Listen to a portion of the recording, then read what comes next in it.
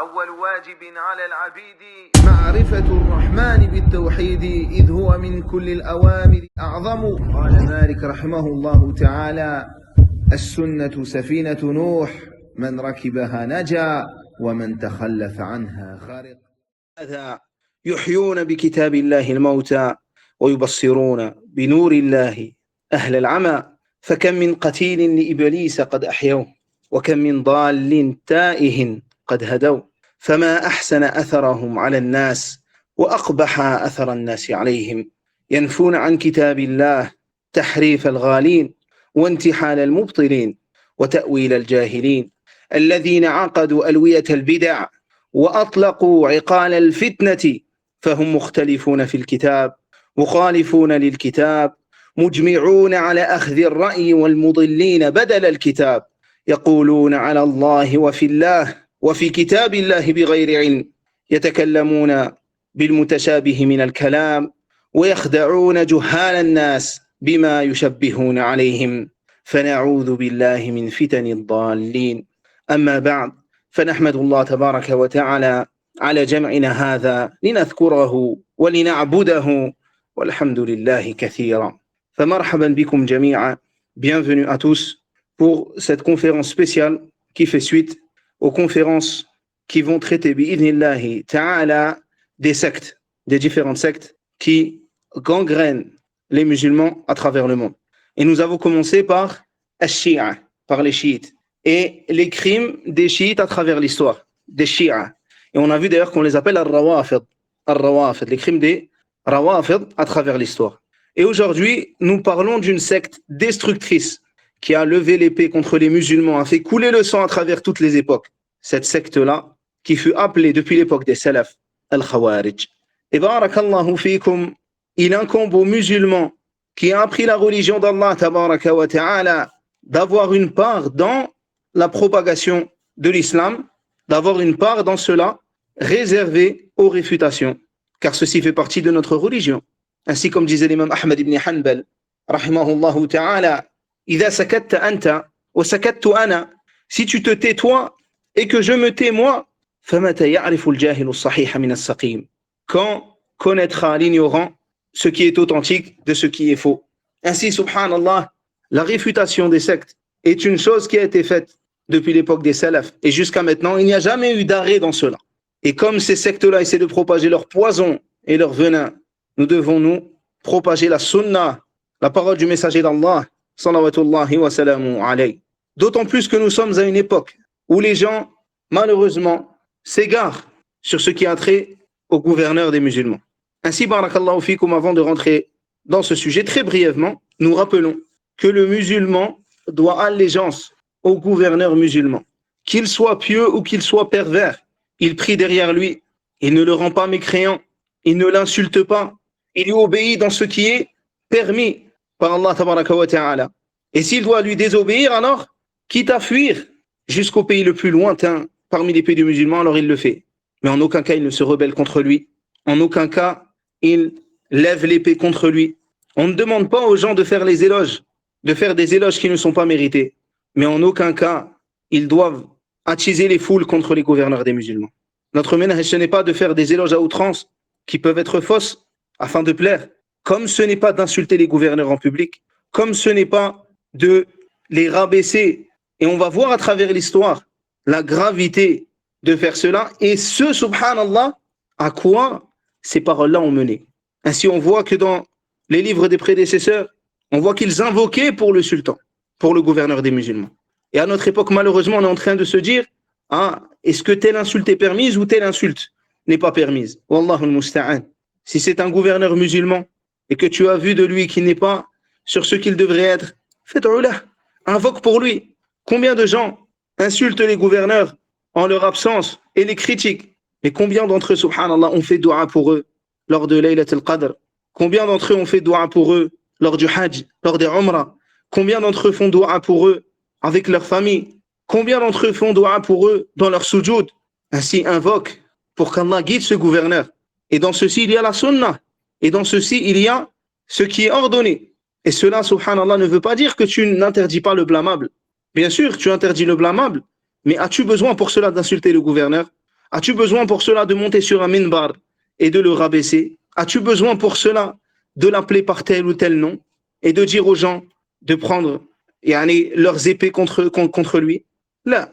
Ainsi, barakallahu fikum, concernant al-Khawarij. Le mot Khawarij est le pluriel de Kharija. Et c'est une sirat mubalagha, comme Allama. L'alim, le savant, tu dis de lui Al-Allama, kathirul ilm, qui a beaucoup de science. Et il faut savoir que cette secte-là, Al-Khawarij, ceux qui sont rebellés contre le gouverneur, comme dit Cheikh l'Islam Ibn Taymiyyah, awwalu bid'atin hadathat fi l'Islam, bid'atul Khawarij wa Shia. La première des innovations qui s'est passée dans l'islam, c'est l'innovation de quoi? De l'Khawarij et des chiites. Et c'est pour cela aussi que nous avons fait dans cet ordre, afin de commencer par celles qui ont commencé leurs égarements, dans l'ordre des réfutations. Et il dit, حدثت في أثناء خلافة أمير المؤمنين علي بن أبي طالب فعاقب الطائفتين. Ceci s'est passé pendant le khilafa de Amir al-Mu'minin Ali ibn Abi Talib, et il a combattu les deux groupes. Et cette appellation, barakallahu fikum, fut utilisée par les plus prédécesseurs. Et l'imam Shahristani a dit, concernant les gouverneurs, tous ceux qui se rebellent contre l'imam de plein droit, sur qui la communauté s'est rassemblée, est appelé Khariji. Que cela soit à l'époque des compagnons et qu'ils se rebellent contre les 4 califes bien guidés, que cela soit à l'époque des successeurs ou n'importe quel imam, ceci quelle que soit l'époque. Et le premier des Khawarij est Hurqus ibn Zuhair al-Tamimi. Ibn al-Jawzi dit à son sujet, Awwal al-Khawariji wa aqbahuhum hala, Dhul Khuwaysira. Il était appelé Dhul Khuwaysira. Et c'est le premier, comme dit l'imam Ibn al-Jawzi, le plus ignoble d'entre eux, le plus mauvais d'entre eux. Il dit au messager d'Allah sallallahu alayhi wa sallam, I'adil, sois juste. Et dans un hadith rapporté par Muslim, Abu Sa'id dit, après que le prophète sallallahu alayhi wa sallam ait partagé le butin, cela déplut à un homme qui dit, nous étions plus en droit qu'eux. Il y en a de cette part du butin que le prophète sallallahu alayhi wa sallam avait partagé. Ceci arriva aux oreilles du prophète sallallahu wa sallamuhu alayhi, qui dit, ne me voyez-vous pas digne de confiance, alors que je suis le digne de confiance de celui qui est au-dessus des cieux? Il me fait parvenir les informations des cieux de matin comme de nuit. Puis à la suite du hadith, un homme se leva. Il avait les yeux enfoncés à l'intérieur des orbites, les joues saillantes, le front large, la barbe touffue, la tête rasée, son izar retroussé. Il dit, Ya Rasulallah, ittaqillah, ô messager d'Allah, crains Allah.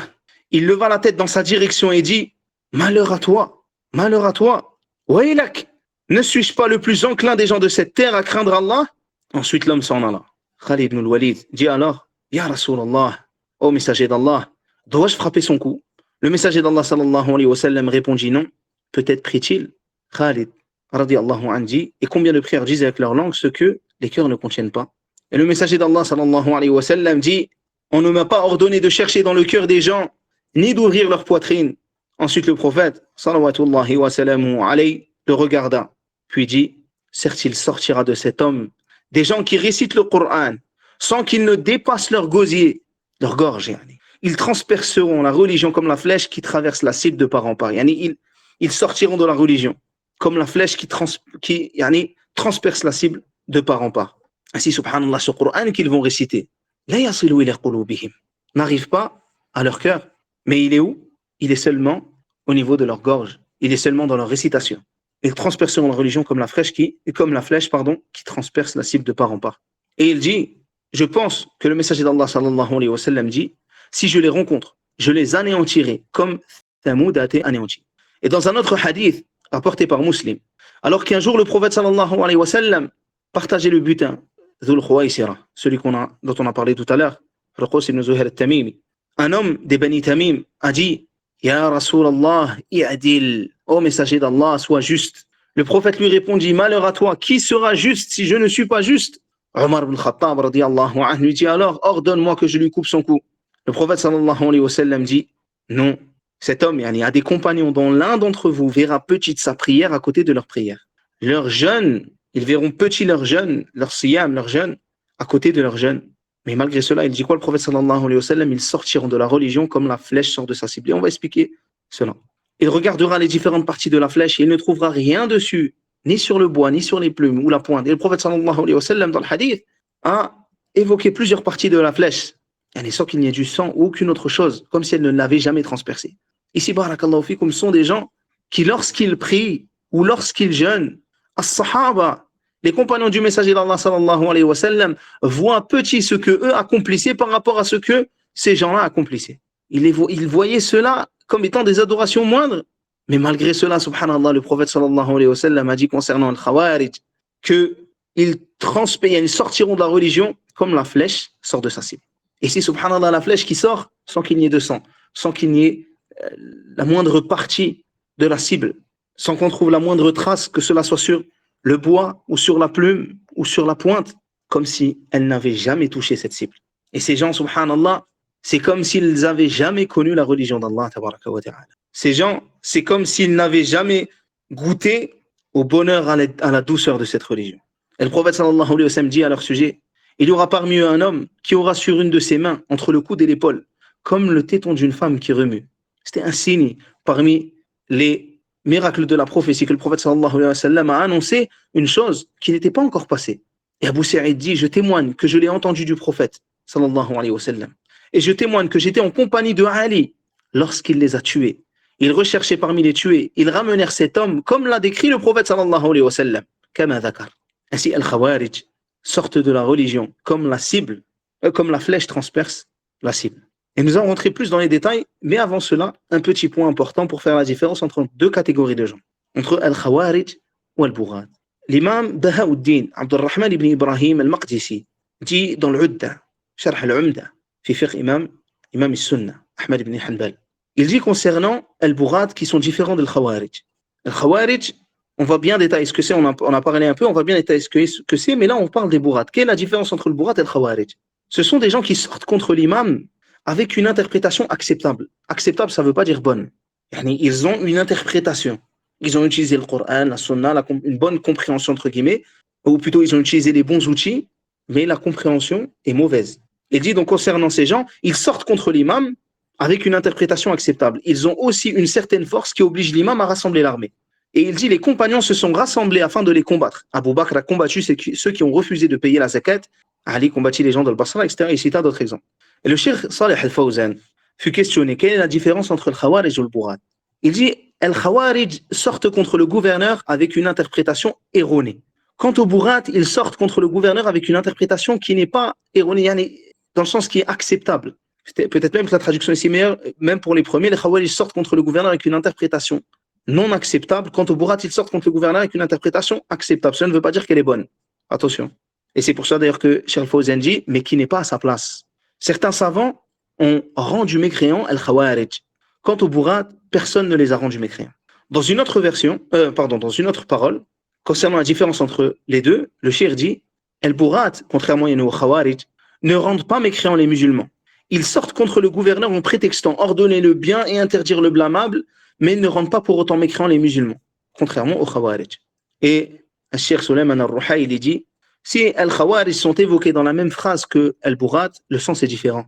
Al-Khawarij sont ceux qui rendent mécréants ceux qui les contredisent parmi les musulmans et autorisent l'utilisation de l'épée contre eux. Ils rassemblent ainsi les deux choses évoquées. Quant aux Bughat, s'ils sont évoqués avec Al-Khawarij, alors ce sont ceux qui sortent contre le gouverneur par l'épée, avec une interprétation propre et non parce qu'ils rendent mécréant le gouverneur. Ils ont de même une certaine autorité, pouvoir. Ils se rebellent contre le gouverneur musulman par l'épée, via une interprétation qui leur est propre, qui n'est pas bonne, mais qui leur est propre, et non parce qu'ils le rendent mécréant. D'ailleurs, si tu les questionnes à son sujet, ils disent que c'est un musulman. Et si tu leur dis pourquoi vous vous êtes rebellés contre lui, ils disent car il a fait ceci ou cela. Il y en a parmi les choses qui ont déplu à ce peuple. De même, le cheikh dit qu'ils ont un certain pouvoir et autorité. C'est un groupe qui se rassemble et qui ont du pouvoir et des capacités pour leur rébellion. Ces gens sont Al-Bughat. Ils sont d'accord avec les Khawarij au sujet de l'épée. Mais les Khawarij sortent par l'épée avec la croyance qu'ils combattent des mécréants. Et eux sortent par l'épée avec une interprétation qui leur autoriserait cette sortie, cette rébellion, mais ne rendent pas mécréants les gouverneurs. Et c'est la différence entre Al-Khawarij ou Al-Bughat. Par contre, la chose qui est la même, c'est que le gouverneur musulman et les musulmans sous son autorité, comme l'armée, la police ou autre, ont le droit de combattre les deux groupes. Car les deux groupes sont destructeurs pour les musulmans. Les deux groupes appellent à la destruction des musulmans. Concernant leur croyance, en quoi Al-Khawarij croient. Donc on a dit que Al-Khawarij, ce sont tous ceux qui se rebellent, comme dit le Shahristani, contre l'imam de plein droit, sur qui la communauté s'est rassemblée, est appelée Khariji. que cela, soit à l'époque des compagnons, que cette sortie-là soit à l'époque des compagnons, et qu'ils se rebellent contre les 4 califes bien guidés, que cela soit à l'époque des successeurs, tabi'in, ou n'importe quel imam, quelle que soit l'époque, jusqu'à notre époque. Jusqu'à notre époque. La première des choses, barakallahu fikum, que je veux vous faire comprendre au sujet des Khawarij, c'est que ce sont des gens ignorants. Et quand je dis ignorants, ce n'est pas pour, entre guillemets, amoindrir leurs erreurs, non. Mais c'est pour bien faire comprendre que ce sont des gens au summum de l'ignorance. Ils ont des croyances différentes. Les Khawarij ont des croyances différentes. Mais ils se rejoignent tous sur des points d'égarement gravissimes. Il y a des points sur lesquels ils se rejoignent, malgré leur divergence. Comme à notre époque. Il peut avoir un Khariji qui est Ash'ari, à côté d'un Khariji qui est Maturidi, à côté d'un Khariji qui est de telle ou telle croyance parmi les croyances des égarés. Mais en plus de cette croyance-là, en plus de cet égarement, fahuwa Khariji. Ils ont des points communs qui les ont fait commettre les plus grandes atrocités à travers l'histoire jusqu'à notre époque. C'est le fait de faire le takfir des gouverneurs, de les rendre mécréants. Ces gens-là, à la différence des gens de la sunna, lorsque quelqu'un qui est sur la sunna voit un gouverneur être dans le péché, c'est un gouverneur musulman. Il fait le mal. Dans son cœur, il déteste cette chose-là. Sahib sunna, le partisan de la sunna, qu'est-ce qu'il va faire? S'il est dans les hautes sphères qui lui permettent, walhamdoulilah, de le conseiller, yansahuhu, il le conseille de la meilleure des manières, afin que ce conseil soit accepté. Il ne va pas dire je te conseille en faisant un tweet ou je te conseille en montant sur un minbar et en insultant. Et subhanallah, s'il n'est pas à ce niveau-là et qu'il ne peut pas le conseiller, peut-être qu'il pourra parler à ceux qui pourront le conseiller. Et s'il n'atteint pas ce niveau-là, il invoque pour lui, en secret comme en public. Et même si c'est le gouverneur le plus pervers parmi les gouverneurs des musulmans, qu'est-ce qui t'empêche d'invoquer pour lui? C'est le voir aller en enfer que tu veux ou c'est la guider des musulmans? Si tu invoques pour lui dans ta prière, tu invoques pour lui dans ton hajj, tu invoques pour lui dans ta umrah, tu invoques pour lui le jour et la nuit, qu'est-ce qui t'empêche de faire cela? Hada sahib sunnah. Il veut préserver les musulmans. Il sait ce que la rébellion contre les musulmans amène. Il sait combien d'États, combien de terres, combien de femmes et d'enfants nous avons perdus à nous rebeller contre les gouverneurs des musulmans. Wa sahib bid'a. Quant aux partisans de l'innovation, à l'égaré, lui, qu'est-ce qu'il fait? Yukaffiruhu. Il le rend mécréant. Il invite les gens à se rebeller contre lui. On va voir à travers le cours, dans les crimes des Khawarij à travers l'histoire. Vous allez observer de vous-même ce que les gens font à notre époque en pensant que cela n'est rien du tout. Vous allez observer de vous-même à quoi cela a mené. Ainsi, le partisan, lui, de l'innovation attise les flammes de la guerre, attise les personnes faibles et fragiles afin qu'ils prennent l'épée contre le gouverneur. Ainsi, les Khawarij se regroupent sur cela. Et vous pouvez voir à l'époque Daesh, Al-Ikhwan, allez voir l'ensemble des Khawarij dont on va parler, vous allez voir. Ils ont une chose en commun, yukathirun hukam al-muslimin. Ils rendent mécréants les gouverneurs des musulmans. Peut-être pas tous, des fois la plupart, des fois la moitié. Mais quoi qu'il se passe, vous allez les voir les rendre mécréants. Vous allez en trouver, ils vont les rendre mécréants, même s'ils ne sont pas mécréants. Comme ils vont rendre mécréants les musulmans qui vont être contre eux, qui vont réfuter avec preuve, avec le Coran et la Sunna. Ils vont les rendre mécréants. C'est pour cela que, peut-être que toi, parce que ça c'est une shubha, une ambiguïté qu'a utilisée Daesh, en disant nous ne sommes pas des Khawarij parce que nous ne rendons pas tout le monde mécréant. Vous rendez mécréants pour les grands péchés. Même si ce n'est pas toute la terre, c'est une grande partie. S'ils essaient d'utiliser alors qu'en réalité ils ont les mêmes bases. Ils essaient d'utiliser des stratagèmes alors qu'en réalité ils ont des mêmes bases. Et ces égarements de ces Khawarij, comment ils nous sont parvenus? Ils nous ont été rapportés des livres des imams qui les ont réfutés. Et ça subhanallah, si un jour quelqu'un vous dit qu'il n'y a pas de réfutation dans l'islam, les mises en garde contre les sectes, contre les groupes, encore, on souffle, etc. Dites-leur que si ceci n'avait pas eu lieu depuis les premiers siècles jusqu'à nos jours, comment alors nous savons toutes ces choses-là sur tel ou tel innovateur, sur telle ou telle innovation? C'est parce que tous ces imams-là, depuis l'époque, ont réfuté les gens de l'innovation. Et parmi les livres de référence des Khawarij de notre époque, les livres de Al-Ibadiyya, les suiveurs de Abdullah ibn Abbad. Et c'est une secte qui est malheureusement présente à l'heure actuelle, à Oman, à Oman, dans le sud de l'Algérie aussi on en trouve, et dans d'autres pays d'Afrique. On va voir c'est qui ces gens. On les trouve encore à notre époque, on va voir dans les crimes des Khawarij à travers l'histoire, c'est qui, subhanallah. Pour ceux qui connaissent un peu le sud de l'Algérie, les Khawarij du sud de l'Algérie, ils datent depuis l'époque des Salaf, subhanallah. Parmi les égarements, l'obligation de se rebeller contre le gouverneur musulman pervers ou injuste. Vous allez voir, ils ont cette parole-là en bouche. Et ils sont allés loin dans beaucoup d'innovations. Ils ont par exemple renié al-shafa'a, l'intercession. Alors que le prophète sallallahu alayhi wa sallam, fi sahih Abi Daoud, il dit shafa'ati لأهل الكبائر من أمتي. Mon intercession est pour les gens de ma communauté ayant commis les grands péchés. Mais non, eux, qu'est-ce qu'ils font? Ils disent que non. Pourtant, notre croyance à ce sujet est que le messager d'Allah, sallallahu alayhi wa sallam, a cette intercession. Et que les prophètes et messagers intercéderont après lui, ainsi que les croyants pieux. Et Allah tabaraka wa ta'ala sortira alors des gens de l'enfer qui n'ont jamais fait le bien et auront été brûlés. Ils seront mis dans un des fleuves du paradis, Darul Haya. Ils en ressortiront lavés et nouveaux, tels une plante qui pousse. Et ce, jusqu'à ce que se complète leur corps.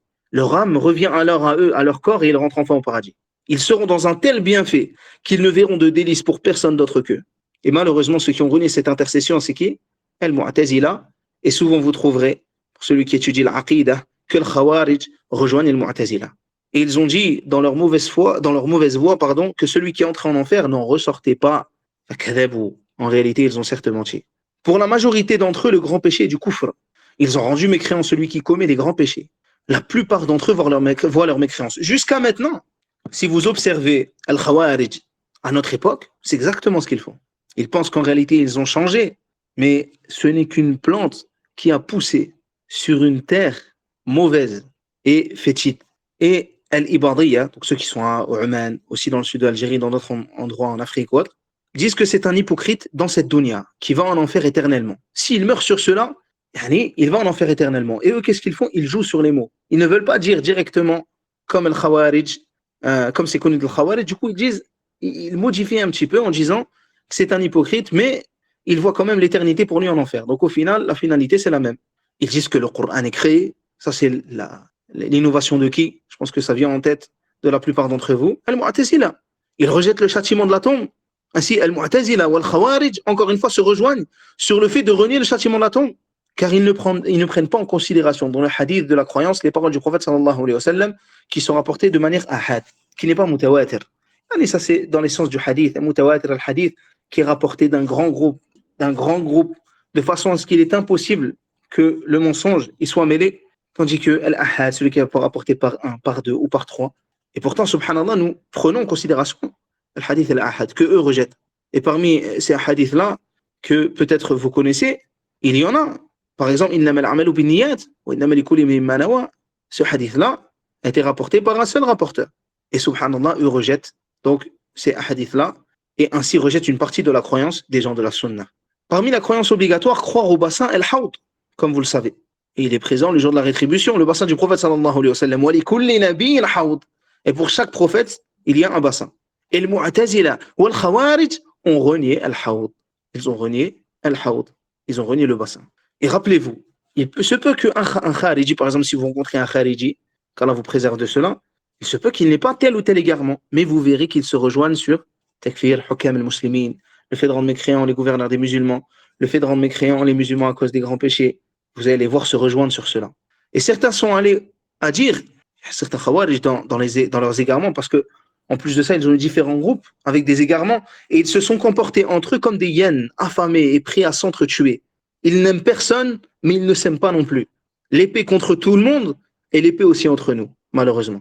De même que ces gens-là ont rendu mécréants certains compagnons, comme ceux qui ont fait ou accepté at-tahkim. On va en parler dans le chapitre-là qui va être lié à cela. Ils ont pour certains rendu mécréants les gens de la bataille du chameau, parmi eux Aïcha. Avec le temps, plusieurs de leurs groupes se sont égarés encore plus. Ces gens-là, à la base, c'est du jahl.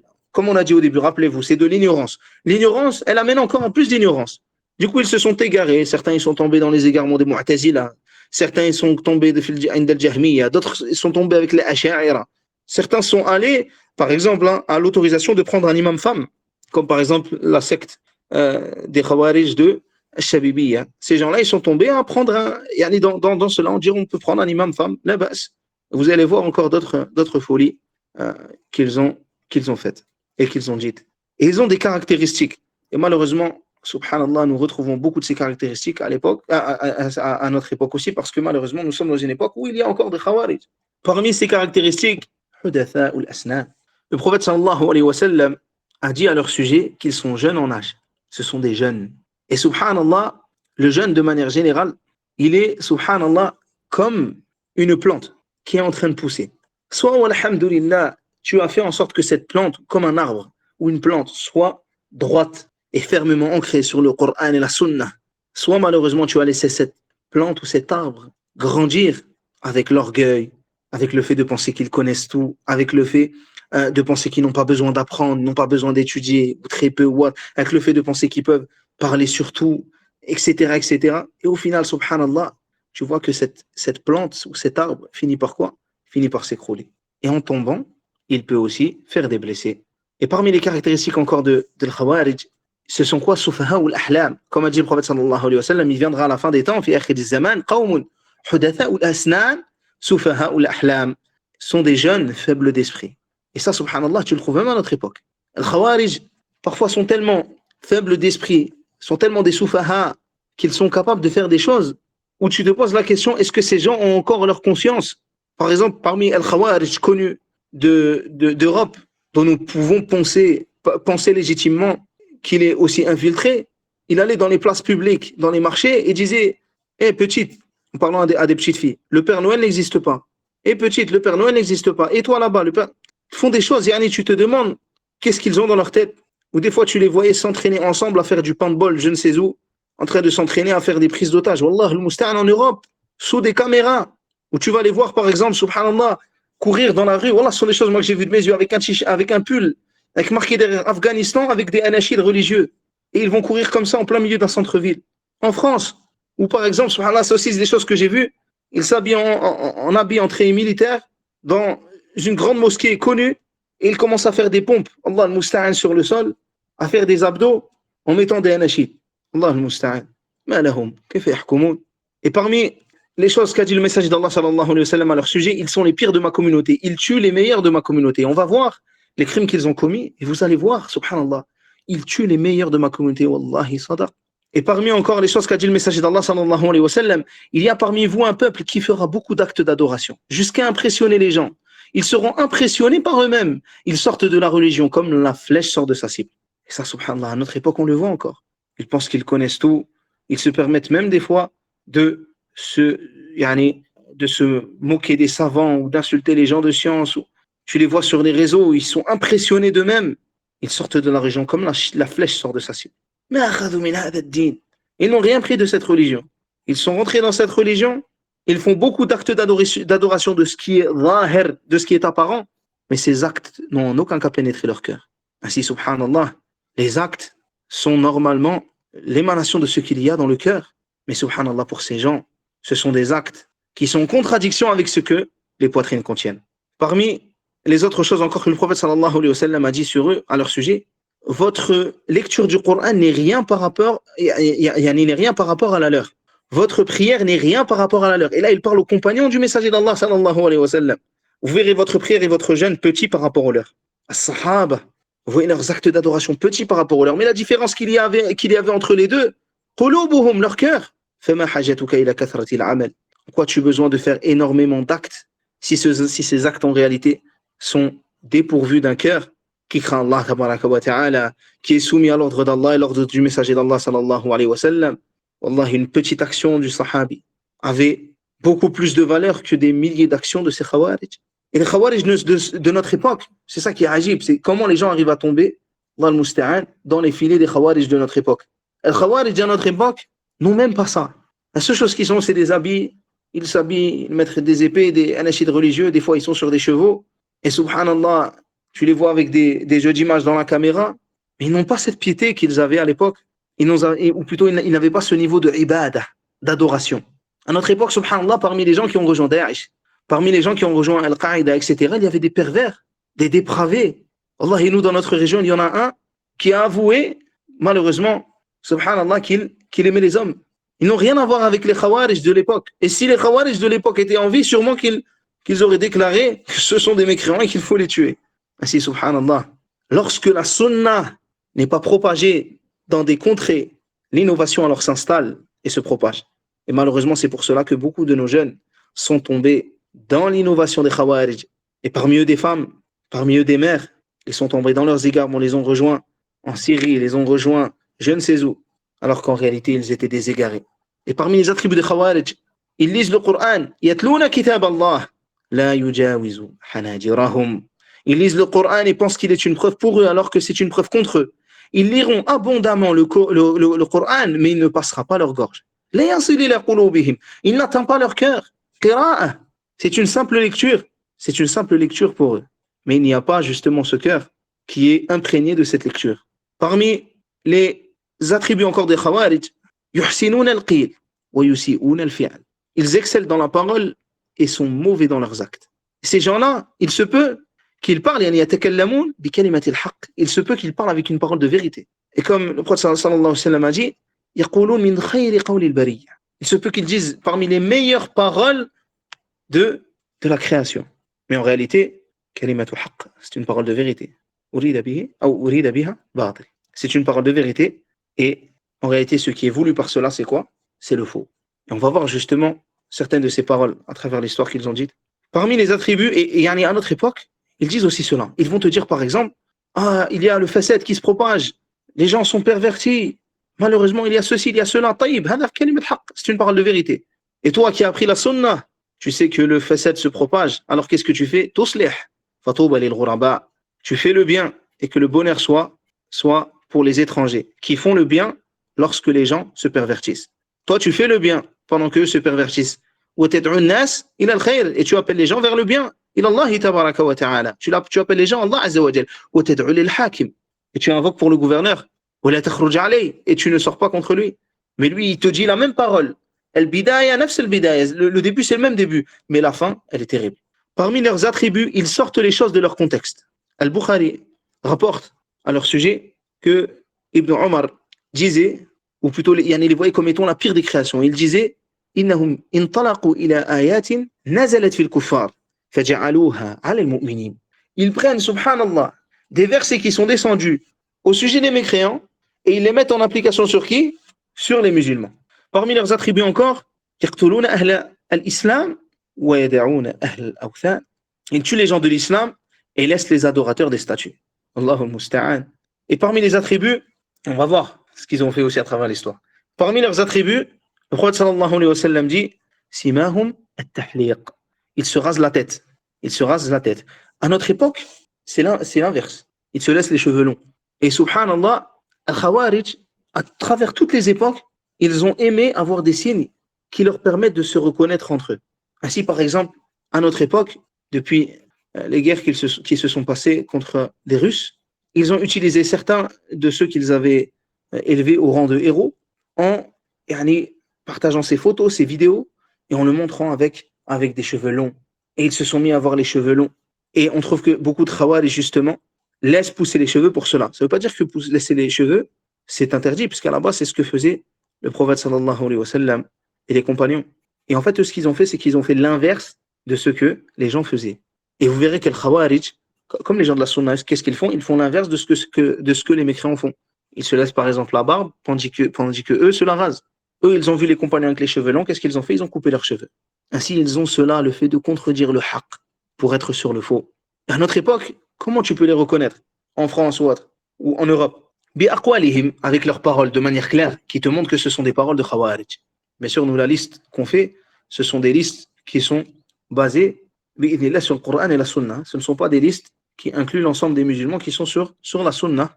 Malheureusement, c'est voulu le fait que ce qui est transmis au sujet de ce qu'ils appellent la radicalisation de certains, ça soit des choses qui concernent les musulmans. Parce que le but de certains, c'est de stigmatiser l'ensemble des musulmans.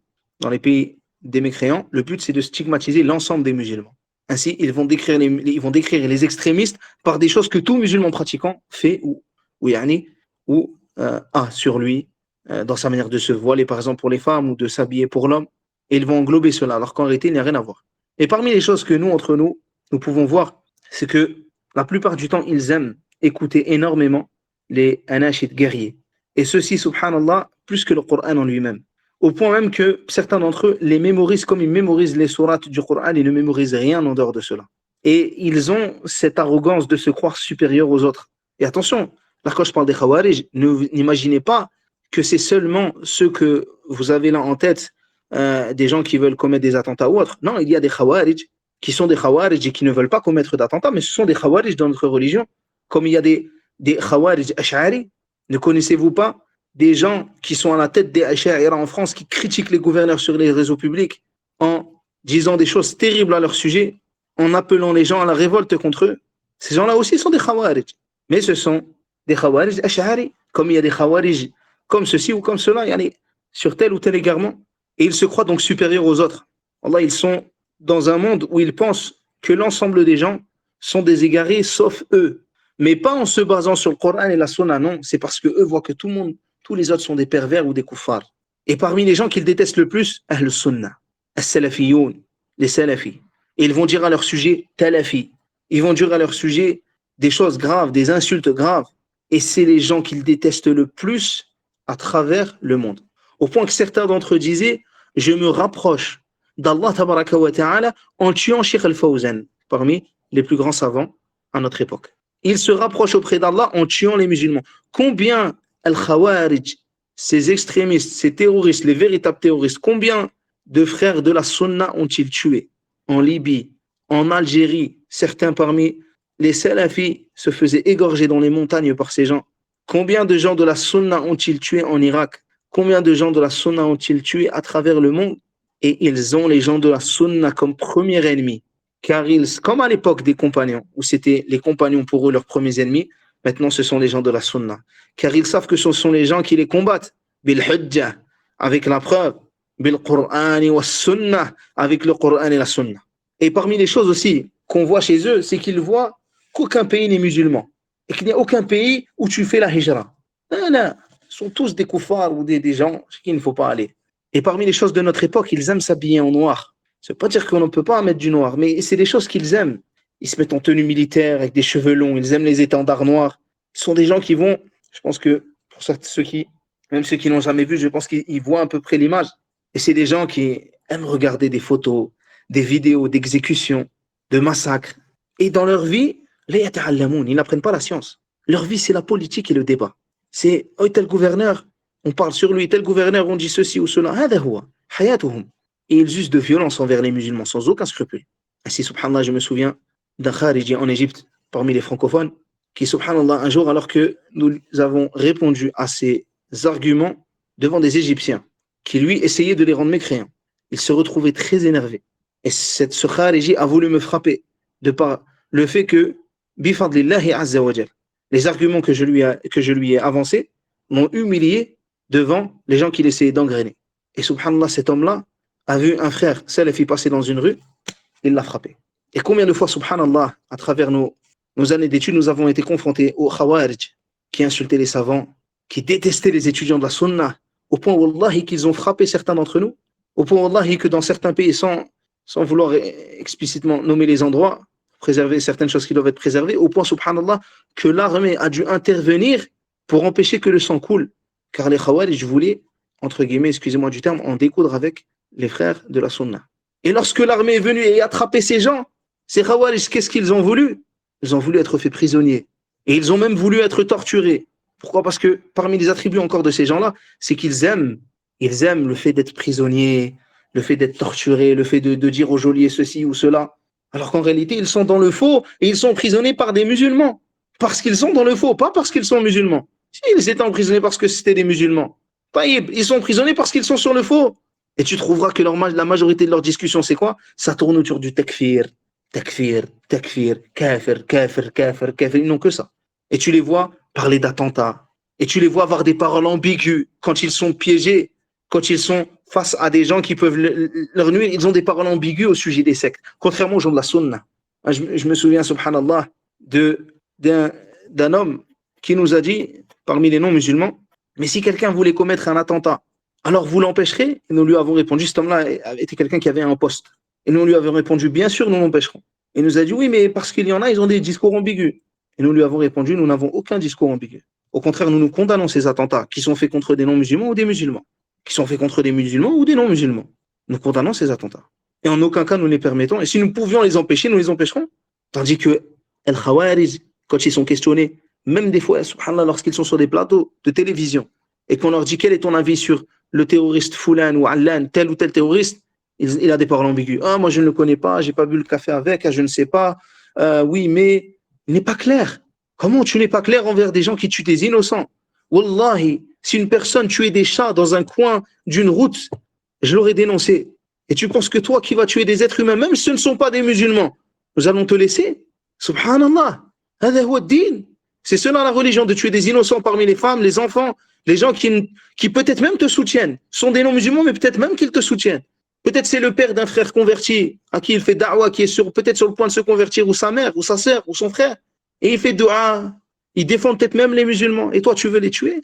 Et lorsqu'on te dit qu'on t'empêchera de faire cela par tous les moyens possibles, alors tu es étonné? Allah, si tu avais tué un chat, on t'aurait empêché. Qu'en est-il d'un homme? Al-Khawarij sont-ils mécréants? À leur sujet, il y a une divergence, s'ils sont musulmans ou mécréants. Car le prophète sallallahu alayhi wa sallam a dit dans le hadith, ils sortent de la religion comme la flèche sort de sa cible, sans ne rien prendre. Et c'est pour cela d'ailleurs que Ahmed ibn Hanbal, rahimahullah, a une parole qui les rend mécréants et une autre qui ne les rend pas mécréants. Et certains ont vu qu'on faisait la différence entre al-ru'us, entre les têtes des Khawarij et les suiveurs. Certains donc étaient rendus mécréants et les autres non. Et la majorité des savants voient qu'ils ne sont pas mécréants, car les compagnons ont traité les Khawarij comme étant des innovateurs, pécheurs, et non des mécréants, et il est permis de combattre celui qui veut se rebeller contre les gouverneurs. Et il se peut que cette parole-là soit la plus juste, et c'est celle qu'a défendu Ibn Taymiyyah, rahimahullah ta'ala, où il dit وَمِمَّا يَدُلُّ عَلَى أَنَّ الصَّحَابَ لَمْ يُكَفِّرُوا الْخَوَارِجِ. Parmi les choses qui prouvent que les Sahaba n'ont pas rendu mécréants al-Khawarij, أنهم كانوا يصلون خلفهم, qu'ils priaient derrière eux. وكان عبد الله بن عمر رضي الله عنه وغيره من الصحابة, et Abdullah ibn Omar et d'autres parmi les compagnons, يصلون خلف نجدة الحروري, ils priaient derrière نجدة الحروري. وكانوا أيضا يحدثونهم ويفتونهم ويخاطبونهم, et aussi ils faisaient quoi? Ils leur parlaient, ils leur par exemple leur rapportaient le hadith, ou ils leur répondaient à leurs questions, ou ils les appelaient au bien. كما يخاطب المسلم المسلمة, comme le musulman va par exemple exhorter un autre musulman. كما كان عبد الله بن عباس يجيب نجدة الحروري, et comme Abdullah ibn Abbas répondait d'ailleurs à Najda al-Haruri لما أرسل إليه يسأله عن مسائل, lorsqu'il lui a envoyé un message afin de le questionner sur des questions religieuses. طيب, وحديثه في البخاري, le hadith est dans le Bukhari. وكما أجاب نافع ibn al-Azraq, et comme Nafi' ibn al-Azraq a répondu à plusieurs questions, عن مسائل مشهورة. طيب, et Ibn Taymiyyah dit وما زالت سيرة المسلمين على هذا ما جعلوهم مرتدين, et les musulmans ne les ont pas rendus mécréants. Ils les ont rendus quoi? Ils les ont rendus innovateurs, pervers, qu'il faut combattre, qu'on doit combattre. On va voir encore, donc là on a vu déjà beaucoup de choses qui ont été dites sur eux, on va voir encore ce qui est dit à leur sujet. Al-Khawarij et leurs crimes à travers l'histoire, ils ont fait plusieurs crimes gravissimes. Et là, ce que je vais vous raconter pour ceux qui ne connaissent pas sont des choses très tristes. La rébellion des Khawarij contre Uthman ibn Affan. Vous connaissez Uthman ibn Affan, radiyallahu anhu, le meilleur des hommes après Abu Bakr as-Siddiq et après Omar ibn al-Khattab, radiyallahu anhu. Le khalife Uthman ibn Affan, celui, subhanallah, dont les anges ont éprouvé de la pudeur à son sujet, celui qui est le seul homme qui a eu 2 femmes qui sont les filles d'un prophète. La rébellion contre lui compte parmi les plus grands troubles qu'il s'est passé dans l'islam. Uthman ibn Affan, le khalife après Omar ibn al-Khattab, par consensus des compagnons, bila munaza, car c'est le meilleur des compagnons après Omar et Abu Bakr. Et malgré le fait que ce fut un grand gouverneur, car ce fut un grand gouverneur, il a des grandes hasanat immenses. Mais malgré cela, les juifs de cette époque firent tout leur possible pour créer des troubles entre les musulmans et faire tomber le khalifa. Abdullah ibn Saba, un juif qui avait fait croire, un juif parmi les juifs du Yémen, qui avait fait croire qu'il était musulman, fit tout son possible pour discréditer Uthman ibn Affan. Il se mit à l'insulter en public, le critiquer, à le dénigrer. Il fit cela jusqu'à ce qu'il fût suivi par certains jeunes qui décidèrent de se rebeller contre lui. Regardez, Abdullah ibn Saba, Yahoudi, c'est un juif qui ne veut pas de l'islam, il veut faire tomber l'islam. Il veut faire tomber le khilafa. Qu'est-ce qu'il fait pour cela? Il commence à parler sur les gouverneurs en public. Lorsqu'ils ne sont pas là, il commence à critiquer les gouverneurs, à les dénigrer. Et il fit cela jusqu'à ce qu'il fût suivi par certains jeunes qui commencèrent à faire comme lui et qui décidèrent par la suite de se rebeller contre lui. Il fut expulsé de Médine. Il alla alors en Égypte. Et lorsqu'il fut expulsé de cet endroit, il chercha un autre endroit afin de quoi? Afin d'égarer et afin d'emmener les gens à se rebeller contre le gouverneur. Il trouva là-bas un groupe de gens connus pour leur égarement, qui l'engraina. Il forma alors un groupe de rebelles qui décidèrent de tuer Uthman ibn Affan. Et regardez ce qu'il fit. Et cela, subhanallah, à toutes les époques, vous trouverez que Al-Khawarij lève l'épée contre les musulmans et n'ont aucun mal à préserver le sang et l'honneur des mécréants, qu'ils soient des juifs ou des chrétiens. Et ils sont d'ailleurs utilisés par les Yahoud jusqu'à notre époque. Et ne pensez pas que parce qu'on condamne publiquement les attentats qui sont commis sur le sol européen ou en dehors du sol européen et que nous avons fermement foi que ces gens qui font ça font des crimes abominables, ne pensez pas que cela veut dire que nous croyons à toutes les versions qui sont ramenées. Car certes, nous ne sommes pas dans la secte qu'ils aiment voir comme étant la secte des complotistes, mais nous savons que des complots ont été malheureusement manigancés contre les musulmans depuis les premiers siècles. Ainsi, le fait qu'on condamne l'attentat ne veut pas dire qu'on est sûr de la provenance de l'attentat. Et ne veut pas dire qu'on accepte les versions qui nous sont mises devant nous comme si nous étions des animaux. Et Taïb, tu as dit cela, c'est quoi la source? Taïb, c'est Foulen qui a dit. Ah, c'est Foulen, j'y crois. Là, par contre, cela ne doit pas nous empêcher de condamner l'acte. Il y a une différence entre condamner l'acte et douter de la provenance et de la réalité des faits. C'est des choses totalement différentes. Et lorsque le Hajj fut rentré et que la majorité des musulmans avaient voyagé, ils sautèrent sur l'occasion. Regardez encore une fois la ruse, la même ruse qu'ils utilisèrent contre les messagers, la même ruse qu'ils utilisèrent, subhanallah, à travers toutes les époques. Ils sautèrent sur l'occasion. Ils firent semblant d'être une délégation venue pour lui demander conseil. Mais subhanallah, ce n'était pas une délégation qui était venue pour demander conseil. Il fut alors assiégé par les rebelles pendant 22 jours. Il leur disait, ne me tuez pas. Par Allah, si vous me tuez, vous ne prierez plus ensemble et vous ne combattrez aucun ennemi. Mais malheureusement, Al-Khawarij sont rentrés dans sa demeure à la fin de la nuit. Alors qu'il lisait le Coran, ils l'ont étranglé, ils l'ont frappé de leur épée devant son épouse, qui eut les doigts coupés en essayant de défendre Uthman ibn Affan. Et Al-Khawarij sont connus pour juger sans comprendre, pour parler plus vite qu'ils ne réfléchissent, pour être des gens bornés qui ont comme des œillets de cheval, subhanallah, sur des yeux d'homme. Ainsi, un homme est venu, ce hadith est rapporté par Al-Bukhari, est venu afin d'accomplir le Hajj. Il vit que des gens étaient assis. Il demanda alors qui sont ces gens? On lui dit, eux, ce sont Quraysh. Il dit alors qui est le shir? Ils répondirent, c'est Ibn Omar. L'homme vint alors à lui et lui dit, je désire te poser une question. Me répondras-tu? Il lui dit, je te supplie par la sacralité de cette demeure, sais-tu que Uthman a fui le jour de Uhud? Ça c'est le Khariji qui dit à Abdullah ibn Omar, il lui dit, sais-tu que Uthman a fui le jour de Uhud? Il répondit oui. Il lui dit, sais-tu qu'il s'est absenté le jour de Badr et qu'il n'a pas assisté? Il répondit oui. Sais-tu qu'il s'est écarté de l'allégeance d'Ar-Ridwan et qu'il n'y a pas assisté? Il répondit oui. L'homme dit alors Allahu Akbar. Regardez, subhanallah, l'orgueil, les gens simples d'esprit, etc. Ils ont entendu des choses au sujet de Uthman, ils l'ont vu directement comme étant des choses mal à reprocher à Uthman.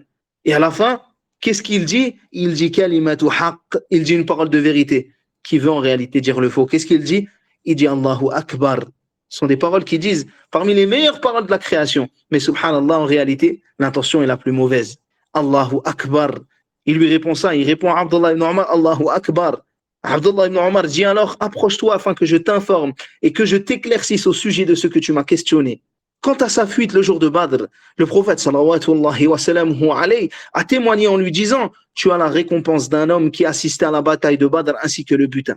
Quant au fait qu'il se soit écarté de l'allégeance de Ridwan, s'il y avait un homme parmi les Mécois plus noble que Uthman ibn Affan, il l'aurait envoyé à sa place. Mais il envoyait Uthman et l'allégeance de Ridwan était après qu'il eut envoyé Uthman à Mecca. Et le prophète sallallahu alayhi wa sallam, avec sa main droite, prit son autre main et dit, ceci est la main de Uthman. Il prit alors avec elle son autre main, subhanallah, il dit ceci est la main de Uthman. Abdullah ibn Omar dit alors à cet homme, et celle-ci, cette réponse est pour Uthman, pars avec elle maintenant. Et les Khawarij, après qu'ils aient tué Uthman ibn Affan, n'ont pas voulu s'arrêter là, alors que les tueurs de Uthman étaient toujours en liberté. Muawiyah, radiyallahu anhu, parmi les grands compagnons qui ont combattu avec le messager d'Allah sallallahu alayhi wa sallam, dont on ne doute pas de lui, et l'ensemble des compagnons, kulluhum udul, sont tous des gens qui sont sur la droiture, dont on croit, dont on prend leur parole, dont on prend le hadith. Muawiyah va à la rencontre de Ali avec ses troupes afin de venger la mort de Uthman. Il n'est pas venu pour combattre Ali ibn Abi Talib, il est venu pour venger ceux qui ont tué Uthman ibn Affan. Et alors que Ali était le gouverneur légitime et qu'il voulait lui aussi se venger de sa mort, il ne put le faire du fait qu'il y avait dans son armée des infiltrés qui avaient participé au meurtre de Uthman. Et Ali ibn Abi Talib voyait que ce n'était du coup pas le moment et c'était lui le gouverneur. Il a vu que la maslaha c'était de ne pas agir maintenant. Et alors que les compagnons s'étaient mis d'accord sur la marche à suivre pendant la nuit, ils s'étaient rassemblés, ils se sont mis d'accord. Uthman ibn Affan, Muawiyah ibn Abi Talib, ils s'étaient mis d'accord pour cela. Mais subhanallah, lorsque la nuit tomba, ces gens qui avaient suivi Ibn Sab al-Yahudi n'ont pas voulu, ces gens qui avaient tué Uthman ibn Affan, n'ont pas voulu de la paix entre les compagnons. Alors, pris de panique, ils élaborèrent encore un stratagème. C'est pour cela, ya ayyuhal muslim, ne sois pas dupe. Si des stratagèmes comme ça étaient faits à l'époque des salafs, ne penses-tu pas que ces gens-là sont les héritiers de nos ennemis et que même à l'heure actuelle, ils font ces stratagèmes? Et alors qu'ils étaient pris de panique, ils élaborèrent un stratagème. Ils firent croire aux troupes que la guerre était déclarée entre eux, afin que les plus nobles des gens s'entretuent. Les Khawarij n'acceptèrent pas la paix entre Ali et Muawiyah, car eux voulaient la guerre. Ils prirent donc en ennemi les deux petits. Ils dirent que le jugement est en entier à Allah, et ce n'est pas Ali, le gouverneur des musulmans, subhanallah, de juger dans cette affaire. C'était Al-Khawarij, parmi les sectes des Khawarij qui furent appelés Al-Muhakkima. Et subhanallah, ce qui s'est passé à l'époque des compagnons, nous avons la croyance que les compagnons sont meilleurs que nous et qu'Allah tabaraka wa ta'ala les a agréés et que, subhanallah, leur fada et leur mérite sont évoqués par Allah dans le Coran et même dans les autres livres. Subhanallah, ثم السكوت واجب عما جرى بينهم من فعل ما قد قدر فكلهم مجتهد مثاب وخطئهم يغفره الوهاب. Concernant ce qu'il s'est passé, alors nous ne disons aucune parole de mal. Et nous savons que c'est Allah tabaraka wa ta'ala qui a qaddar cela, qui a prédestiné cela, et qu'il y a une sagesse dedans. Alhamdulillah, jusqu'à maintenant, nous utilisons toutes ces histoires-là afin de savoir comment nous comporter en période de trouble. Et les compagnons, kulluhum mujtahidun muthabu, ce sont tous des gens qui sont récompensés par Allah tabaraka wa ta'ala pour l'effort qu'ils ont fait dans la religion d'Allah tabaraka wa ta'ala et dans la compréhension de cette religion et dans la transmission. Et quant à leurs erreurs, yaghfiruhu al-wahhabu, Allah tabaraka wa ta'ala leur pardonne. Et les plus prédécesseurs comme Ali ibn Abi Talib tuèrent al-Khawarij. Sachez que ces gens-là, leur descendance qu'on voit à notre époque, leur descendance de pensée, de fikr, de voix, ont toujours été combattus par les musulmans sur la sunna. Al-Khawarij tuent les meilleurs des gens et laissent les mécréants en vie, comme à notre époque. Ils tuèrent par exemple à l'époque de Ali ibn Abi Talib, Abdullah ibn Khabbab, ainsi que sa femme enceinte, qui firent les éloges de Ali ibn Abi Talib. Parce que eux voyaient que Ali ibn Abi Talib était quoi? Kafir. Ils lui ouvrirent le ventre à sa femme. Mais les Ahl al-Dhimma, ils ne les touchent pas. Mais les gens qui vivent sous la protection des musulmans, eux, ils ne les touchent pas. Ainsi, ils ont vu un chrétien qui avait des dates. Ils lui demandèrent des dates. Après qu'ils aient commis ce meurtre, le chrétien eut peur et leur dit, je vous donne tout. Ils disent non. Et ou plutôt, ils ont dit non. Nous n'allons pas prendre une chose sans droit. Ainsi, subhanallah, ils prennent la vie des musulmans sans droit. Mais la vie d'un non-musulman, alors, mais des dates d'un non-musulman, alors, ils ne le touchent pas. À notre époque, bien sûr, ils prennent les deux. Ils prennent la vie des non-musulmans et des musulmans. Mais vous verrez que malgré toutes les choses qu'il se passe, ces gens-là nuisent aux musulmans en premier plan. Que cela soit dans l'appel à Allah tabaraka wa ta'ala en Europe, ou que cela soit dans les pays musulmans. Al-Khawarij, ceux qui commettent les attentats, ceux qui rejoignent ces groupes, sont les armes de nos ennemis contre nous. Au point qu'à travers l'histoire, plusieurs fois, ils en ont inventé quand il n'y en avait pas assez, afin qu'ils soient des armes contre nous. Car subhanallah, n'importe qui est sur la raison, lorsqu'ils voient les paroles des musulmans, savent que ce sont des gens justes. Alors il faut bien sûr des gens pour les salir. Al-Khawarij voulurent se venger de Ali ibn Abi Talib après la défaite des Nahrawan. Alors qu'ils étaient entre eux et demandaient miséricorde pour les Khawarij tués au combat, entre eux, ils se demandaient miséricorde entre eux. Ils déclarèrent que le problème vient de Muawiyah, Amr et de Ali ibn Abi Talib. Abdurrahman ibn Muljam, et pas Muljim, Muljam, bifathi al-jim, dit alors, je vous suffis contre Ali. C'était un homme qui était connu pour la piété, que Omar ibn Khattab avait envoyé en Égypte après que Amr ibn al-As ait demandé de lui envoyer un homme qui lit le Coran et est capable d'enseigner le Coran aux Égyptiens. Omar ibn al-Khattab lui dit, je t'ai envoyé un homme qui fait partie des gens du Coran.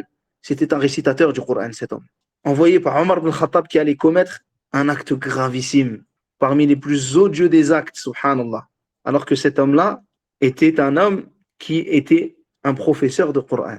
Avec la tazkiya de Omar ibn al-Khattab. Cela montre que la véritable tazkiya, ton vrai diplôme, ce n'est pas ce qu'une université te donne ou ce qu'un savant écrit.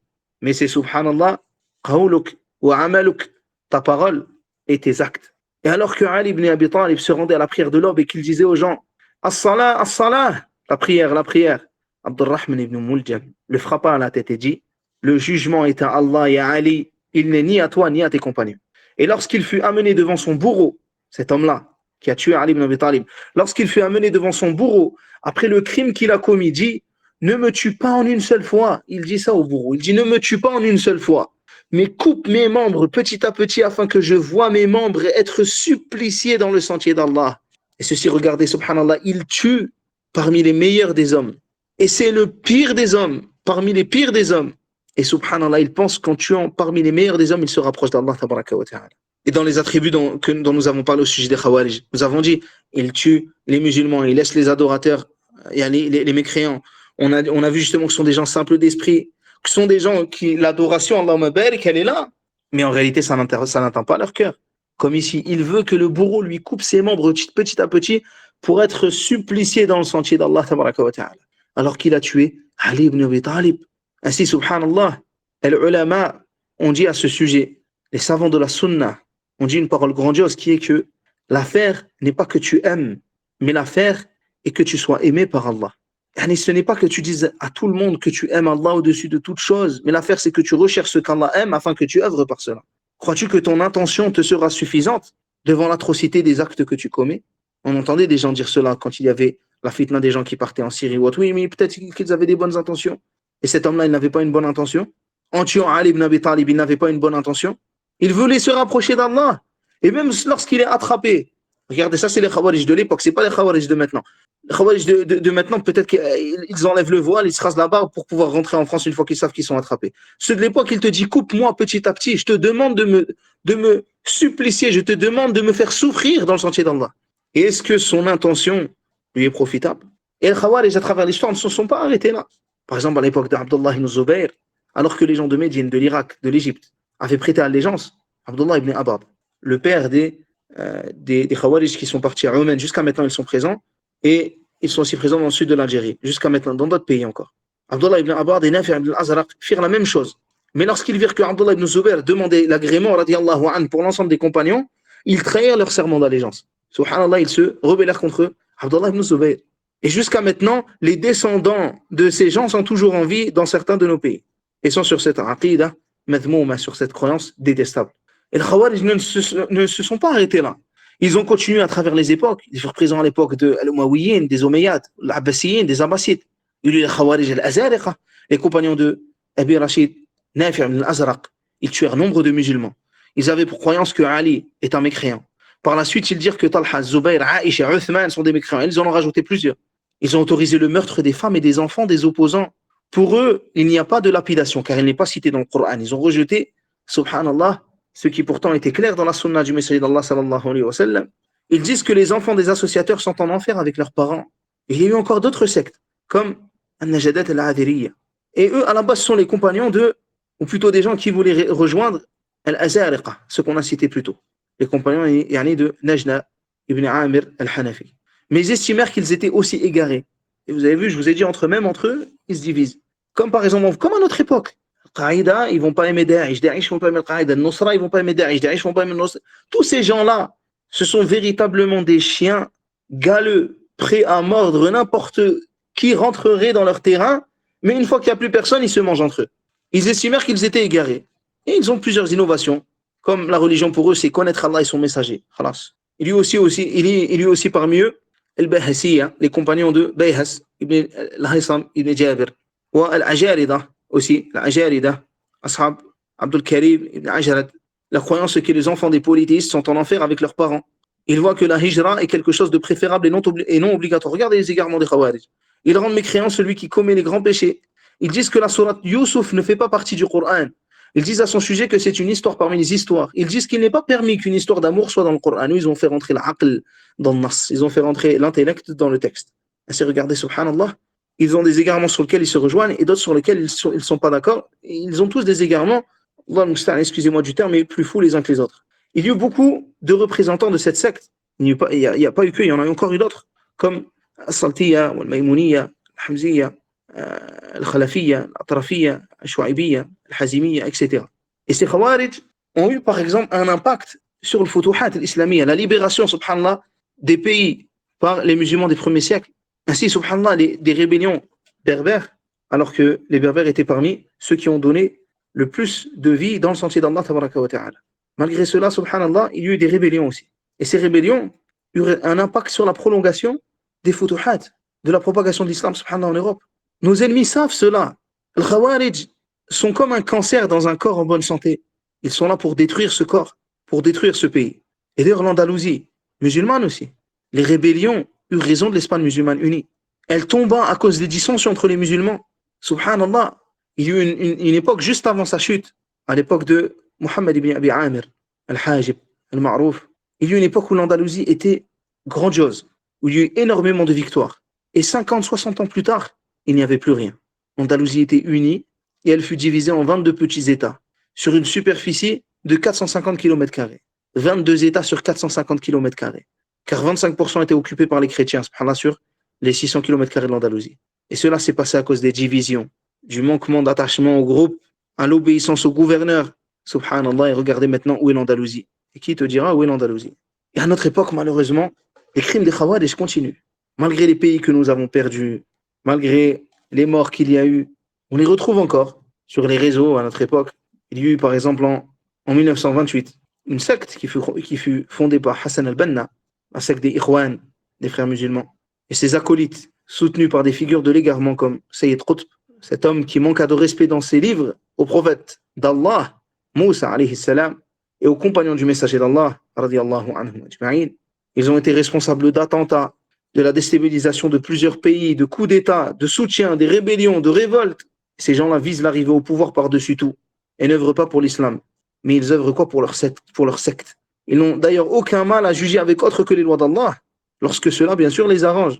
Comme le Khariji a aucun mal à tuer ou à faire telle ou telle chose parmi les pillages, lorsque cela l'arrange. Ils prétendent qu'ils veulent tel ou tel régime. Lorsque cela les arrange, ils prétendent qu'ils veulent la législation d'Allah, alors qu'en réalité, ce n'est pas ça leur but. Et ces gens-là, subhanallah, se comportent comme des caméléons. Tu vas les voir se raser, par exemple, en Europe, avec des habits, pantalons à pinces, etc. Parmi les habits qui vont les faire ressembler, par exemple, aux non-musulmans. Ils vont même adapter leur voile, ou même ne pas mettre de voile du tout, en fonction de certains pays. Par contre, dans les pays musulmans, non. Là, ils vont s'habiller différemment. Ce sont des caméléons. Le but, ce n'est pas l'application de la religion d'Allah. Le but, c'est quoi? C'est d'arriver au pouvoir. Et pour eux, ils ont une règle connue, c'est que la fin justifie les moyens. Et ce sont des gens qui font des regroupements secrets, qui font des groupes secrets, afin de renverser des gouvernements ou prendre le contrôle de tel ou tel endroit, jusqu'à notre époque. Et Wallah, sachez, Ikhwa, que même en France, ils ont essayé, en faisant des regroupements contre les musulmans, en se rassemblant entre Ikhwan, afin de prendre la place de la da'wa en France, afin d'emmener les gens dans leur secte. Et bifadlillah, la plus grande épine qu'ils ont eue dans le pied, qui les a fait tomber dans énormément de villes, alors qu'ils avaient un projet, wallahi, je vous parle d'un projet véritable. Et ils en ont eu plusieurs. Et parmi les projets qu'ils ont eu, par exemple, un projet qu'ils ont appelé à l'époque le projet Alpha, qui était un projet qui était fait afin, justement, de s'accaparer chez nous la da'wa. Et sachez que des projets comme ça, ils en ont dans tous les endroits du monde et dans toutes les sphères de la société. Et subhanallah, la plus grande épine dans leurs pieds, ce qui les empêche de marcher, ce qui les fait boiter, ce qui les fait tomber et ce qui les achève, c'est la da'wa des gens de la sunna, as-salafiyoun. Et vous verrez que les gens des sectes, ce qu'ils détestent par-dessus tout, c'est ça. Parce qu'ils savent que ce sont eux qui ont le plus de science, qu'ils le disent ou qu'ils ne le disent pas. Et parmi les preuves à ce que j'avance, c'est le fait qu'ils essaient constamment de les rabaisser au niveau scientifique et de les mettre en opposition à eux au niveau scientifique. Et il n'y a qu'une personne qui n'a rien qui essaie de se montrer. Celui qui a n'essaie pas cela. Et subhanallah, ils savent que ce sont les gens qui sont les plus attachés à la pratique du Coran et de la Sunna, dans leurs actes d'adoration et même dans leurs apparences. Ainsi, wallahi, une seule de nos femmes voilées, à côté de leurs épouses, de l'épouse de beaucoup d'entre eux, suffirait, subhanallah, à apprendre aux gens laquelle est pudique et laquelle n'est pas. Ce sont des gens, subhanallah, qui savent que ce sont les gens de la Sunna qui font le plus d'efforts dans les voyages afin d'apprendre la science et de la transmettre. Bien sûr, subhanallah, qu'ils n'ont peut-être pas la même force que eux au niveau des réseaux, au niveau des moyens qu'ils ont mis ou autre. Mais ça, c'est pas gage de réussite. Et la preuve, subhanallah, c'est que malgré que les gens de la Sunna n'ont pas la même force, entre guillemets, de frappe sur les réseaux, la da'wa s'est propagée. Et c'est ce qui les gêne dans l'ensemble des villes de France, par exemple. Walhamdulillah, ya Rabbil Alamin. Et les Khawarij ont aussi d'autres branches, d'autres cornes de cet animal boiteux et misérable. Parmi ces cornes-là, les Khawarij qui sont apparus en 2014, Daesh, avec la proclamation d'un faux khalifa et la mise à sa tête d'un gourou du nom de Abu Bakr al-Baghdadi. Encore une fois, nous condamnons les gens, rappelez-vous de cela, nous condamnons les attentats, ne faites jamais comme font justement les Ikhwan. Lorsque tu leur poses des questions, ils ont des réponses douteuses. Nous condamnons les choses, mais ça ne veut pas dire que nous ne savons pas que ces gens-là sont des gens utilisés par des puissances extérieures qui veulent justement anéantir l'islam et les musulmans? Ne voyez-vous pas où est portée l'épée des Khawarij? Est-ce qu'ils menacent le cou des musulmans ou est-ce qu'ils menacent le cou de ceux qui sont en train de tuer nos frères à l'heure actuelle à Gaza? Ne voyez-vous pas qu'ils ont frappé le monde entier, mais qu'ils ont épargné ces gens? Et subhanallah, à travers toutes les époques, comme à l'époque de l'Andalousie, les Khawarij ont été utilisés. Les chrétiens eux-mêmes ont parfois aidé les Khawarij afin de faire tomber les musulmans. Et bien sûr, là où les intérêts concordent, il y a toujours un terrain d'entente pour eux.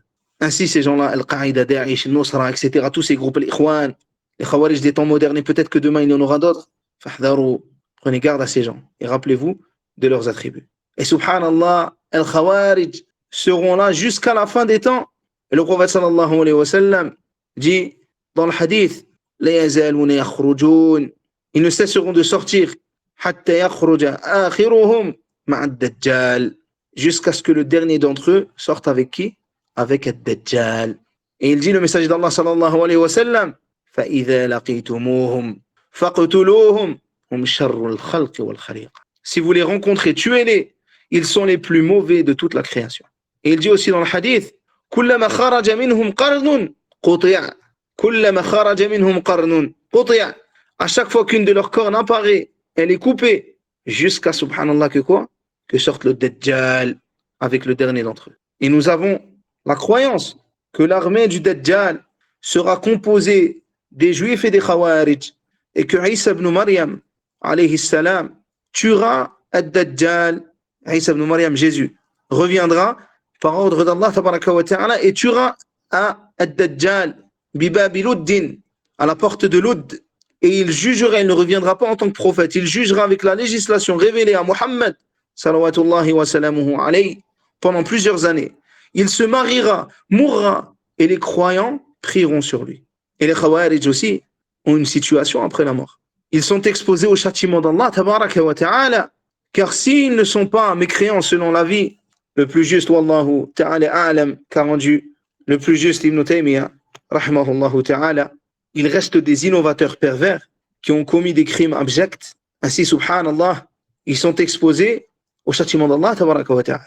Et le prophète sallallahu alayhi wa sallam dit, quiconque a retiré son allégeance rencontrera Allah tabaraka wa ta'ala le jour de la résurrection sans avoir aucune preuve en sa faveur. Et celui qui meurt sans allégeance meurt d'une mort semblable à la période anti-islamique. Mitatan jahiliya. Ici, il meurt comme mouraient ceux qui étaient avant l'islam, qui n'avaient pas d'allégeance envers le gouverneur. Et Abu Umama a dit qu'il a entendu le messager d'Allah sallallahu alayhi wa sallam plus d'une fois dire au sujet del Khawarij, Kilabun nar, ce sont les chiens de l'enfer. Sharru qatla tahta adimi sama, khayru qatla man qataluh. Ce sont les plus mauvais qui ont été tués sous les cieux, et les meilleurs tués sont ceux que eux ont tués. Ainsi, subhanallah, qu'est-ce que ces gens gagnent? Avoir une croyance pervertie, à être sur le chemin de ceux qui ont tué les plus nobles des gens. Qu'est-ce que ces gens gagnent? À être sur cette voie des plus faibles d'esprit, qui continueront à sortir et à être anéantis jusqu'à ce que Ad-Dajjal vienne à la fin des temps et qu'il sorte avec lui. Qu'ont-ils à gagner? À être exposés au châtiment d'Allah, tabaraka wa ta'ala. Qu'ont-ils à gagner? À être les chiens de l'enfer, qui sont les plus mauvais à être tués sous les cieux, et qui, lorsqu'ils tuent, alors les tués sont les meilleurs sous les cieux. Ainsi, barakallahu fikum, nous arrivons donc à la fin de cette recherche que je vous ai préparée sur Al-Khawarij, et je demande à Allah tabaraka wa ta'ala de me pardonner pour les erreurs, car certes il n'y a aucune chose que nous faisons qui soit parfaite, et je demande à Allah azza wa jal qu'il fasse que ce cours soit bénéfique, notamment à cette époque où nous approchons, Allahu al-Musta'an, d'un événement où certains aimeraient voir cet événement, comme vous le savez en France, avec les Jeux Olympiques, aimeraient voir cet événement gravé dans l'histoire afin de montrer encore une fois que les musulmans sont des gens mauvais ou autres, alors qu'en réalité nous combattons le terrorisme et nous combattons l'extrémisme, comme nous combattons le laxisme. Ainsi, je demande à Allah Azza wa Jal qu'il fasse que cela soit profitable, comme je vous recommande de transmettre ce que vous avez appris au sujet d'Al-Khawarij, et le cours d'ailleurs sera disponible pour ceux qui n'ont pas pu assister. Je vous recommande de transmettre les paroles du messager d'Allah sallallahu alayhi wa sallam à leur sujet, afin que nos frères et nos sœurs ne tombent pas dans les égarements. Et lorsque la sunna n'est pas présente dans la vie de l'individu, alors qu'est-ce qu'il vient à la place, wallahu al-musta'an, l'égarement. فحفظكم الله جميعا وغفر الله لي ولكم وسبحانك اللهم وبحمدك أشهد أن لا إله إلا أنت أستغفرك وأتوب إليك. السلام عليكم ورحمة الله وبركاته.